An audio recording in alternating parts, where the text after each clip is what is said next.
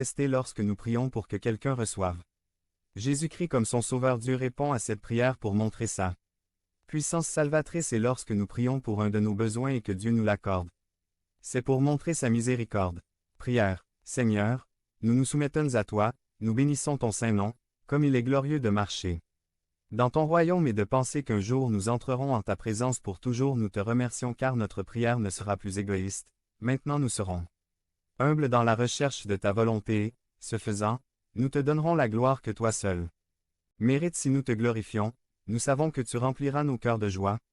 Notre plus grande joie n'est pas de gagner des choses pour nous-mêmes, que désormais tout ce que nous demandons sera pour ta gloire, pour le développement de ton royaume, de ta puissance et de ta gloire pour toujours. Devenez membre de la chaîne et soyez un instrument de la parole de Dieu. Ne manquez pas cette opportunité d'avoir un impact sur des vies. Cliquez maintenant sur le lien dans la description et aidez-nous à diffuser la parole de Dieu.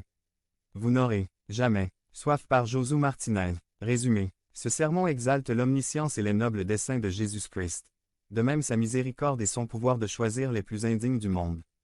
Pour sa gloire et parle de la supériorité du Christ sur les autres dieux et systèmes religieux. Vous n'aurez jamais soif. J.N. 4, 1-15. Dans ce passage nous voyons 1. Jésus-Christ a toujours un but. 2. Jésus-Christ se rapporte aux indignes. 3. Jésus-Christ est supérieur.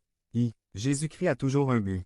Dans cette conversation, nous voyons très clairement que Jésus-Christ dit la parole de Dieu, que Dieu lui a donné le Saint-Esprit en plénitude, que le Père l'aime, qu'il lui a tout remis entre ses mains et qu'il gouverne tout ce qui arrive. Premièrement, surtout remarquons où se déroule cette conversation.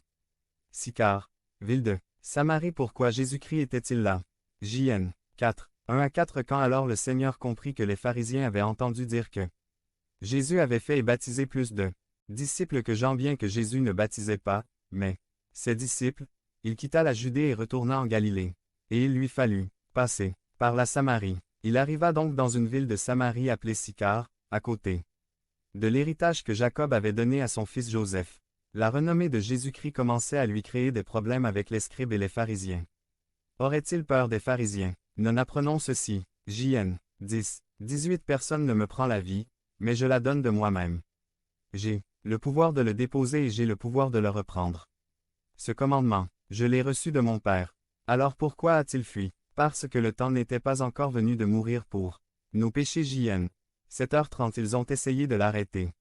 Mais personne ne lui imposa la main, parce que son heure n'était pas encore venue.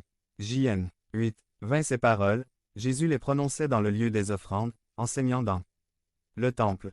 Et personne ne l'a rattrapé, parce que son heure n'était pas encore venue. C'est pourquoi il s'est enfui en Galilée, parce que c'était lui qui contrôlait la situation, pas les pharisiens. Aussi il avait quelque chose de très important à faire. Il avait un rendez-vous avec la Samaritaine. Notons la phrase. Il fallait. J.N. 4, 4. Il lui fallait passer par la Samarie. Non seulement parce que cela faisait partie de son voyage, mais parce que dans le plan divin était le salut de cette femme adultère en série et de tous ceux qui croyaient en Jésus. À travers elle, et il est arrivé au rendez-vous ni avant ni après les circonstances. Ne l'oblige pas à faire quoi que ce soit, au contraire, il contrôle les circonstances pour ses nobles desseins. Alors, nous apprenons que lorsque le moment est venu, Jésus a eu un autre rendez-vous, son rendez-vous avec la croix pour expier nos péchés. Conclusion. Jésus-Christ a toujours un but et il le réalise à temps d'eux. Jésus-Christ se rapporte aux indignes. J.N. 4, 18. Tu as eu 5 maris, et celui que tu as maintenant n'est pas ton mari. Tout le monde évitait d'avoir des relations avec